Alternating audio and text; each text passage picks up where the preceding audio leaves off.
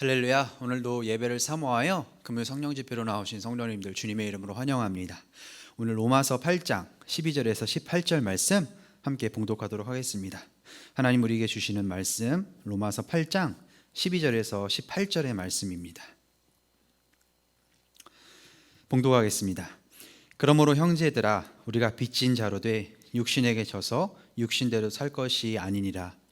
너희가 육신대로 살면 반드시 죽을 것이로되 영으로서 몸의 행실을 죽이면 살리니 무릇 하나님의 영으로 인도함을 받는 사람은 곧 하나님의 아들이라.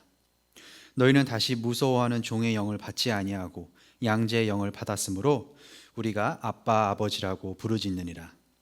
성령이 친히 우리의 영과 더불어 우리가 하나님의 자녀인 것을 증언하시나니 자녀이면 또한 상속자 곧 하나님의 상속자요 그리스도와 함께한 상속자니 우리가 그와 함께 영광을 받기 위하여 고난도 함께 받아야 할 것이니라. 18절의 말씀 함께 읽겠습니다. 생각하건대 현재의 고난은 장차 우리에게 나타날 영광과 비교할 수 없도다. 아멘. 오늘 하나님의 인도하심을 따라 사는 삶이라는 주제로 함께 은혜 나누도록 하겠습니다. 오늘 여러분과 함께 은혜 나눌 말씀 제목 바로 하나님의 인도하심을 따라 사는 삶입니다. 믿음으로 하나님께 순종하며 나아갈 때 우리도 하나님의 인도하심을 받는 귀하고 복된 인생들이 될 줄로 믿습니다. 오늘 로마서 8장 말씀을 통하여 하나님의 인도하심을 받는 방법에 대해 알아보며 함께 은혜 받는 시간 되기를 소원합니다. 바로 성경 본문으로 들어가 하나님의 인도하심을 따라 사는 삶은 어떠한 것인가에 대해 알아보도록 하겠습니다. 첫째, 하나님의 인도하심을 따라 사는 삶은 하나님의 영, 곧 성령의 인도하심을 따라 사는 삶입니다. 12절에서 14절 말씀 보면 무릇 하나님의 영으로 인도함을 받는 사람은 곧 하나님의 아들이라는 구절이 나옵니다. 지난달에 말씀을 전하면서 제가 서로 사랑하라는 주제로 말씀을 증거한 적이 있습니다. 그 말씀에는 제가 어떻게 하면 보이지 않는 하나님을 보일 수 있게 하는지, 우리가 하나님을 어떻게 증거할 수 있는지에 대해 설명드린 적이 있습니다. 보이지 않는 하나님 어떻게 만나고 우리가 증거할 수 있을까요? 여러 가지 방법이 있습니다. 뜨거운 기도의 체험, 또한 말씀을 들으면서, 또한 함께 찬양하고 하나님께 부르짖을 때 우리가 하나님을 만날 수가 있습니다. 그 중에서도 보이지 않는 하나님을 만나고 그분의 인도함을 받는 가장 효과적이고 정확한 방법이 있습니다. 바로 하나님의 영의 인도를 받는 것입니다. 하나님의 말씀이 살아 숨쉬는 이 성경에 바로 하나님의 영의 인도가 담겨 있습니다. 이 성경은 사람이 하나님의 영감, 바로 하나님의 영의 감동을 받아 쓴 것입니다. 즉 우리의 삶의 기준이 하나님 말씀인데 그 말씀이 바로 하나님의 영, 성령의 생각과 뜻을 담고 있습니다. 그래서 하나님의 인도함을 받는다는 것은 하나님의 말씀과 생각을 담고 있는 이 성경 말씀의 근거에서 살아가는 것입니다. 그럴 때 우리가 하나님의 영을, 성령의 인도하심을 받아 살고 있다고 말을 할 수가 있습니다. 이것이 하나님의 인도하심을 받는 첫 번째 방법입니다. 성령, 하나님의 영의 인도함을 따라 사는 것. 둘째, 하나님의 인도하심을 따라 사는 삶은 하나님께 부르짖으며 살아가는 것을 의미합니다. 15절을 보면 너희는 양자의 영을 받았으므로 우리가 아빠 아버지라고 부르짖느니라. 여러분, 출산을 할 때 아기가 가장 먼저 하는 일이 있습니다. 무엇이죠? 더 잘 아실 거라고 생각을 합니다. 바로 우는 것입니다. 아이를 낳을 때 아이는 울면서 자신의 존재를 바깥 세상에 드러냅니다. 비단 출생할 때뿐만이 아닙니다. 성장하면서도 배고플 때, 아플 때, 졸릴 때도 심지어 아이들은 울면서 자신의 존재를 드러내고는 합니다. 주로 울거나 떼를 쓰면서 자신들의 욕구를 또 요구사항을 주변에 알리는 것이죠. 우리에게는 아이들이 떼를 쓰고 또 부르짖는다고 억지를 부리는다고 생각이 들지만 아이들 스스로는 자신들이 부르짖는다고 내가 이만큼 절박합니다. 내가 지금 이러한 문제가 있습니다. 이러한 요구사항이 있습니다라고 알린다고 생각을 하겠죠. 내가 최선을 다해 부르짖으니까 당연히 내 이야기에 귀를 기울여 줄 것이다. 그래서 내 문제를 해결해 줄 것이다 라는 기대를 갖고 울부짖는 것입니다. 내 요구사항을 들어줄 것이다 라고 판단을 하는 거예요. 이처럼 우리가 하나님의 자녀로서 그분의 인도하심을 따라 사는 두 번째 방법은 온 힘을 다해 부르짖는 것입니다. 하나님께 부르짖을 때 우리가 그분의 인도함을 받게 된다는 것입니다. 예배 가운데서, 기도 가운데서 우리가 마음속으로 울며 부르짖을 때 우리가 하나님의 자녀임을 인정받을 수 있고, 그리고 우리의 영의 아버지이신 하나님의 인도하심을 따라 살게 될 줄로 믿습니다. 또한 하나님께 부르짖는다는 것은 간절히 우리의 상한 심령을 토로하고 하나님께 상한 마음으로 나아간다는 것입니다.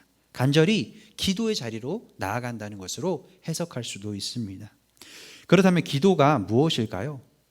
기도에는 크게 두 가지 요소가 있습니다. 첫 번째, 기도는 우리의 잘못을 뉘우치고 회개하는 것입니다.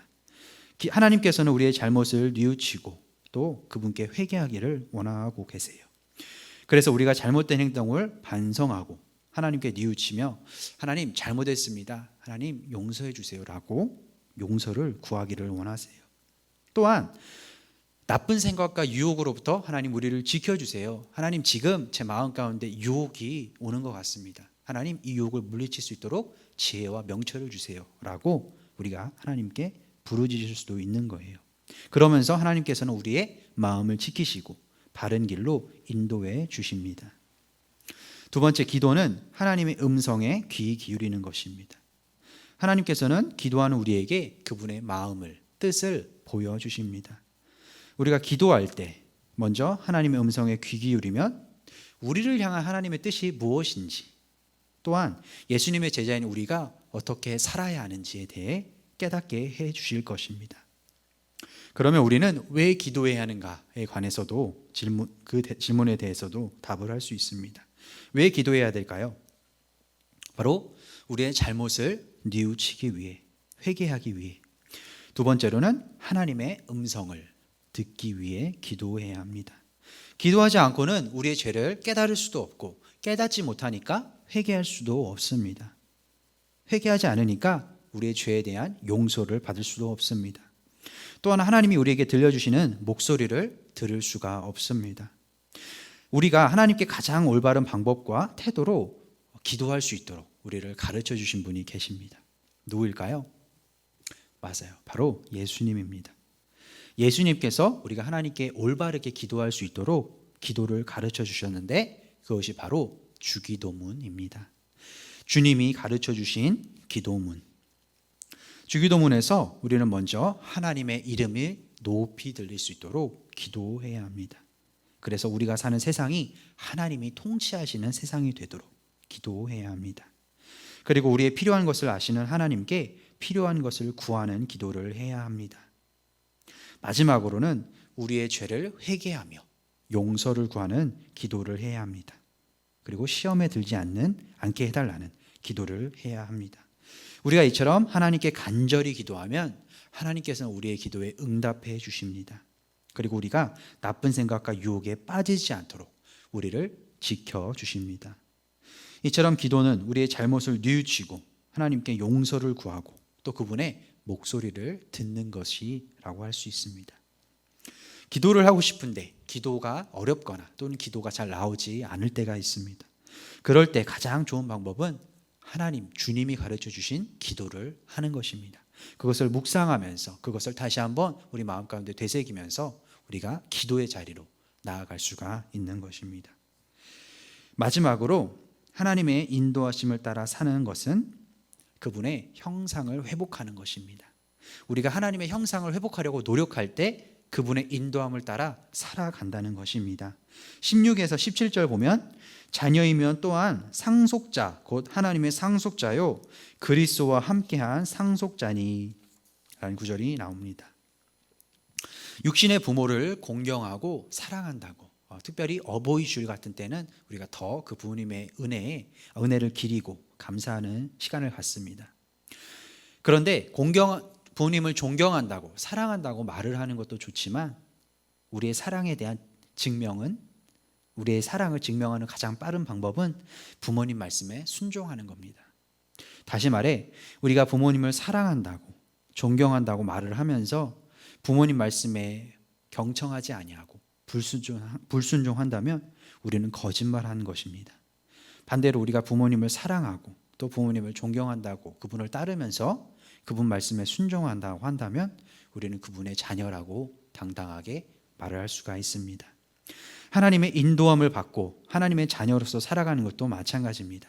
그분의 자녀라면서 그분을 사랑한다고 고백하면서 그분께 불순종하는 그분의 말씀에 배치되는 반대되는 삶을 살아가는 것은 우리가 하나님의 자녀로서 인정받는 길이 아닙니다. 하나님의 자녀로서 살아간다는 것은 그분 말씀에 믿음으로 순종하며 조금씩 점진적으로 그분의 모습을 닮아가는 것을 의미합니다.